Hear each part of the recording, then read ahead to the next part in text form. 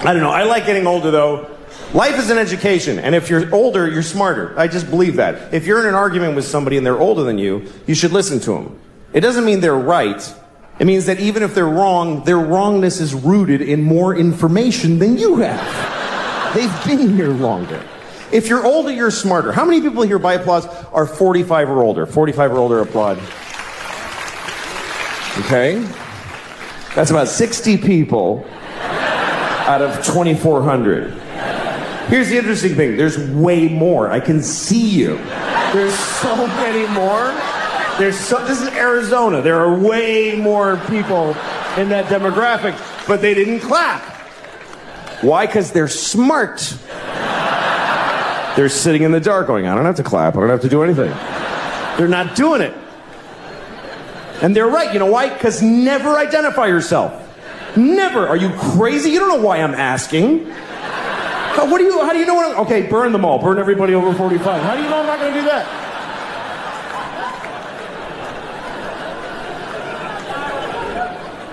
How many people here by applause are 40 or younger? 40 or younger, applaud. That's every time. Woo! Woo! Every time. That is a weird thing to celebrate in a room where you're not the only people here. That's like going to a cancer ward. Not me. Woo! I don't have it. I don't have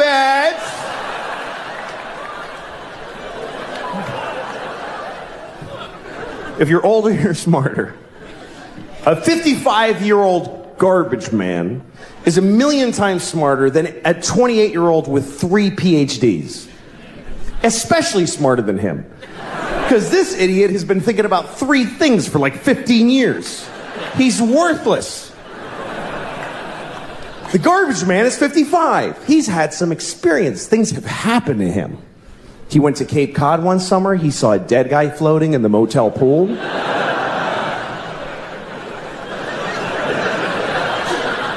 He took a bus to Montreal.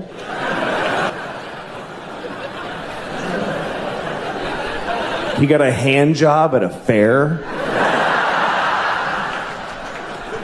from a miner.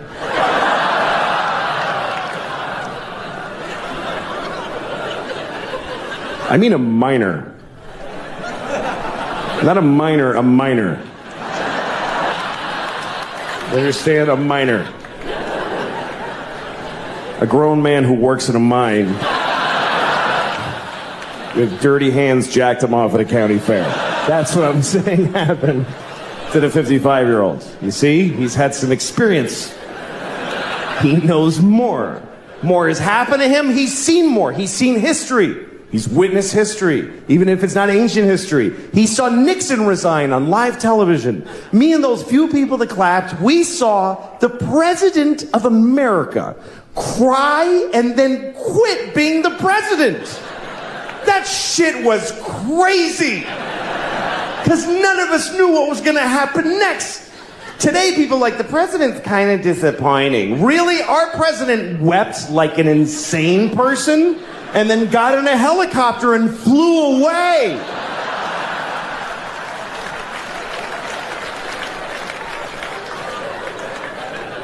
And the whole nation just watched him go.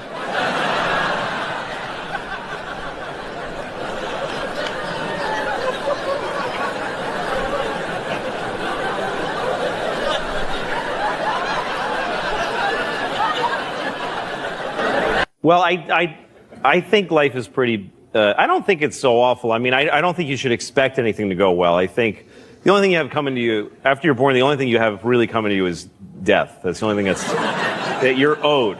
You're owed. And the rest of it is whatever you get lucky enough to dodge the buses that can hit you and stuff, you know. Right.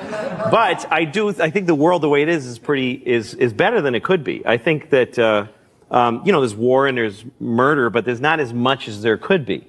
Really. There could be so much more. Like when I see a crowd of people like at Disneyland or something, I'm like, how are they not killing each other all the time? Like how are there not like 50 murders every day at Disneyland? Just people with knives just going, could you just move? You know, just little, just... when I hear like a man was murdered, I'm like, sure he was. People get There's no horror. There's no, oh my God, a man was murdered. I'm upset for him, blah blah, his family, but I'm not surprised. I'm not surprised. I was once I saw a homeless guy at a bus stop, and he looked really wretched, and there was a woman next to him with a purse, and in my head I was saying to him, murder her. What are you? Just murder her and take the money. What? You're homeless. Life is kicking you in the balls every day. Start murdering and eating well. Like, why wouldn't you do that? Sounds very reasonable when you say it. This week is testing week at schools. So, I hear a lot about that. Yep. Yeah. So there did 3 days of extensive standardized testing. Mm-hmm. And what are the consequences of the standardized testing? Well, the way I understand it, if a school's kids don't test well, they burn the school down. So it's pretty high pressure. A lot of pressure on the kids. Yeah. Wow. And the tests are written by people that nobody knows who they are. It's very secretive. Mm-hmm. And the questions are, because they have to prepare for these tests for a long time. A lot of the year is about the tests. Teaching for the test. Teaching to the test, they call it, because they decided there's a new way kids should think, and we're going to prove they're thinking it by having them pass these tests, or we burn the school down. So anyway, my kids kind of panic when they're in these, which is okay. My mother was a math teacher, and she taught me that moment where you go, I don't know what this is when you panic. That means you're about to figure it out. That means you've let go of what you know, and you're about to grab onto a new thing. That's great. That you didn't know yet. So I'm there for them in those moments, and I go, come on, just look at the problem. And then I look at the problems, and it's like, Bill has 3 goldfish. He buys 2 more. How many dogs live in London? Or something like that. So, wow. That's crazy. Yeah, you better notify the fire department. That's right. New York is such a part of your show. Yeah, I love it. And the way you depict New York, you must go crazy for this town. I do, because there's all sides of the spectrum here, Sometimes you're I have children here, too, so sometimes you're in a park and there's pigeons, and then there's an old lady masturbating or whatever. And I'm saying that's one side of the spectrum. Yeah. Well, you know how it is when you're looking at pigeons. Yeah. They're pretty erotic. Worked up. Well, she fed all her bread to them, and there was nothing left, so she started to masturbate for them. She's doing it for the pigeons. Okay. All right, I'm sorry. Part of it was I wanted to cut out the middleman. That's an exciting idea. Yeah. I make a show. I literally output it on my MacBook, and you watch it on your iPad. That was exciting to me. Yeah, sure. But here's the thing. When you cut out the middleman, you deal with the customers directly. Are you really dealing with the customers? Well, I don't. I mean, I read some of the emails I get. And like one guy wrote to me after I was on the air for 3 weeks, and he said, I'm still on the fence about trying your show. I don't know if I want to spend the $5. So can you write me an email and try to convince me to watch your show? And I'm like, take your $5 and shove it up your ass. I'm mad. Because Dancing is a terrible career choice. You like watching it, but you think it's a terrible career choice. Worst available career choice. What are you talking about? A massive amount of dedication followed by giving up. That's what they all have to give up. Because there's like 3 dance jobs on the planet Earth. And there's no second tier. Like any other, even a musician, even being a musician, and on there, what are you doing? Don't be a musician. That's a stupid thing to do for a living. But if it doesn't work out the way you wanted, you can look at these. You've got these guys here. These guys. Okay. What are you talking about? No. Louis. No, just to be clear, what I'm saying. You know these guys. What I'm saying is that if you're a dancer and you're the greatest dancer ever, nobody gives a shit, first of all. I mean, because everybody dances. And then how many millionaire dancers are there? I don't know. You can dance for like 2 seconds at your peak. You got to give up. Stripping, you can strip, but you don't need to go to Alvin Ailey to learn to do that. Yeah. That's a good career choice. Right. Being a stripper. And sometimes people ask me for pictures, and I don't like doing it. Well, no, why not? Well, I know you're just supposed to. You're supposed to go, the fans, but I just go, no, I don't want to do it. Right. So it just makes me uncomfortable. Yeah. But one time, like, so I always try to be nice how I say no. I go, oh, you know, but thank you, you know, okay. So I was coming out of a restaurant once, and these two women are standing there, and I hear them say, picture. So I go, oh, no, I'm sorry. I just don't like doing that. Right. I hope that's okay. And they're like, okay. And I said, what's your name, though? And she's like, Janet. And I go, hi, Janet, I'm Louie. Hi. Hey, guys, I'm sorry, but thank you. Yeah. And then I walk away, and then I see the two women give their camera to some guy to take their picture. Yeah. With each other. And so... well, that's not right. No. And so I look at this story from their point of view. They want a picture of themselves, and they go to a random stranger. Could you take our picture for us? Oh, you know, I just don't like doing that. I'm really sorry, but what's your name? What a creep. What a gross creep. Something very wrong. Once really again, wrong. It's all your fault. Sure. Of course it is. Yeah. But I was watching Schindler's List, and this moment happened that it just stuck with me. It's a scene where all the Jews are being thrown out of Warsaw, and it's very sad. And they're going down the street, and there's these Polish people that aren't Jewish watching them leave. Right. And one of them is a little girl, and she's about 7 years old, and she's on a mailbox, and she's very cute, and she's yelling, "Goodbye, Jews! Goodbye, Jews!" And this really left an impression on me, and probably on the Jews that she was yelling at, too. Because I think it's real. I think a very powerful moment, yeah. Yes, and I think it probably really happened, and somebody told Spielberg about that, and he was like, we're doing that in the movie. So he made that scene, which means he had to find a little girl to play that little girl. He had to find a little cute girl who could yell, "Goodbye, Jews!" at grown-ups. Right. And that's a really... And I know how movies are made, so I know somewhere there's a tape of like 50 little girls all trying really hard, trying to get the "Goodbye, Jews" part. Right. And they're all adorable. They're adorable. Or some of them aren't so good at it. Yeah, because there's no kid actors that are like, you know, Sean Penn, can I work from within? They're all adorable. They're all cute. Right. There's a tape somewhere of little girls. Hi, my name is Anne Marie, and I'm with William Morris. Goodbye, Jews. Goodbye, Jews. Anne Marie, we need a little more anger. Oh, I'm sorry. Goodbye, Jews. Okay, next. And there's another girl. Goodbye, Jews.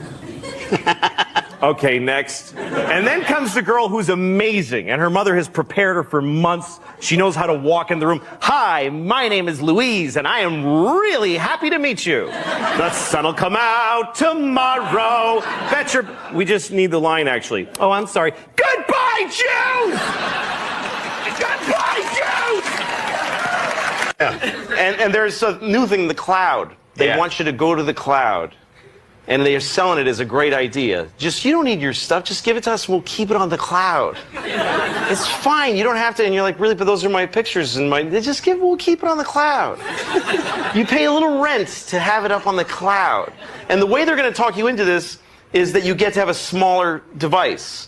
Because you don't need to keep the stuff on it. You understand? Right. That's why, okay, like this, somebody gave me this iPhone. This is what an iPhone is right now, okay? Mm-hmm. Now, it's gonna, when they tell you you want to keep it on the cloud, they're gonna say, this is the iPhone now. The next iPhone is just gonna be this. It's just gonna be this. And it's just gonna be this thing. Because you need this to store all your movies and stuff on. But you're just gonna have this and you just rub and go, ooh, I want to see Tom Cruise. And Tom Cruise will be all around your face. And then you want to see, you know, Selma Hayek, and then you take it and you that's how it's going to work. I'll give you $10,000 for that thing right now. Some parents really struggle with, like, all the other kids have the terrible thing, so my kid has to. Yeah, let your kid go and be a better example to the kids. Just because the other stupid kids have phones doesn't mean that, okay, well, my kid has to be stupid, otherwise she'll feel weird. Right. You know, I think these things are toxic. I don't, especially for kids. It's just this thing. It's bad, and they don't look at people when they talk to them, and they don't build the empathy. You know, kids are mean, and it's because they're trying it out. They look at a kid and they go, "You're fat," and then they see the kid's face scrunch up, and they go, "Ooh, that doesn't feel good to make a person do that." Right. But they got to start with doing the mean thing. But when they write "you're fat," then they just go, that was fun. I like that. So that tasted good. Let me ask you a question, and it's specifically about breakfast. I have this conversation with my son, who is 10, who is, I guess, right between the ages of your daughters. And it goes like this. Well, what would you like for breakfast? I'm not hungry. Mm-hmm. Well, yeah, but let's just say you were. How about bacon? No. How about eggs? No. Pancakes? No. And so we go through every imaginable form of consumable human food, none of which interests the kid. And then, so now we go back and we start over. And it's clear that he has decided on his side he's going to say no to everything I come up with. But yet, they have to eat. Yes, they do, but why? What do you do at Why that are you point? asking him what he wants? I mean, you're asking him to decide where everything's headed. And look, I know why you're asking. I get it. But the thing is, you're saying if he doesn't decide what he wants, he won't eat. So I'm already That's behind crazy. the 8 ball. That's never going to be his... So with your girls, you just put the food in front of them. I go, here's what we're having. Here's what we're having. I don't want that. And I go, all right, what do you want then?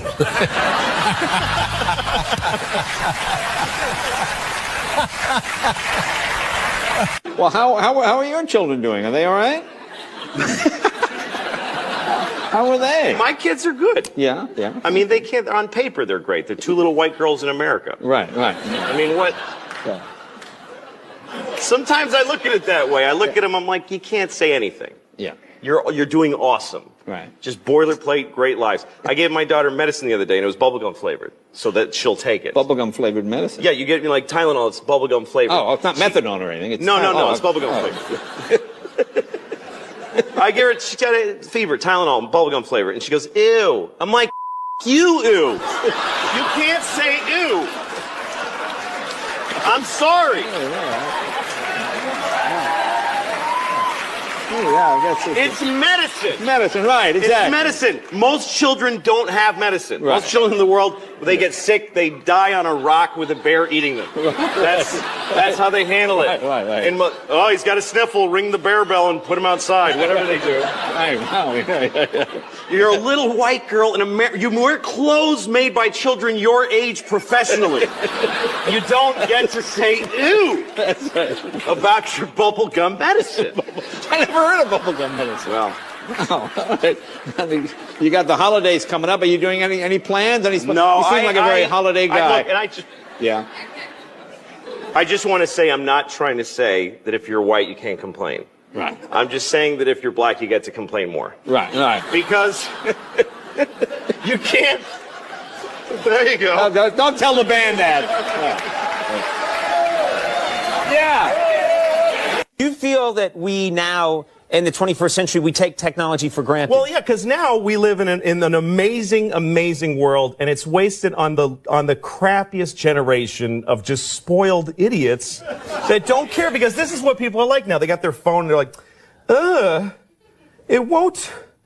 Give it a second. It's going to space. Can you give it a second to get back from space? Is the speed of light too slow for you? Yeah. I was on an airplane and there was internet, high speed internet.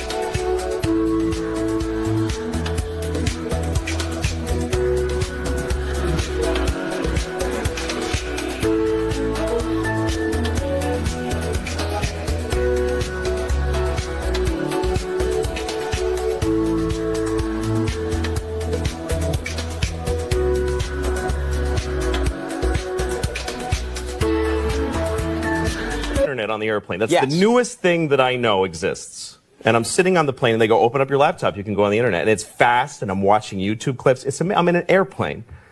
And then it breaks down. And they apologize. The internet's not working. The guy next to me goes, this is bull.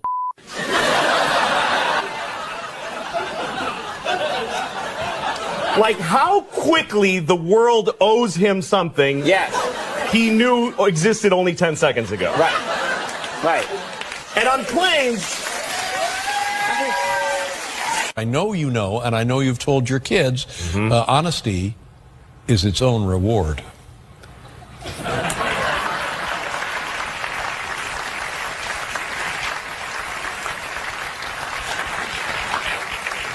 I don't think so. I don't think so. Well, here's the thing about lying is that I don't think you should do it, but I get it. That's how I feel about it. I get it. Right. Because kids lie because they're in trouble. You know, if you're in trouble as a kid, it's too much. You can't take it. You're worried. You know, yeah, kids don't lie for some weird Machiavellian, they're not like, what my teacher said about you? It's interesting. They're not trying to start something. No. It's because somebody was like, did you take the chocolate? And they're terrified. Yeah. Terrified. Yeah. If you're in trouble, you don't care. You're a grown up. You just go, oh, sorry. Right? Well, again, I've been in trouble, and that didn't work. And I tried it. I said it just like that. Sorry.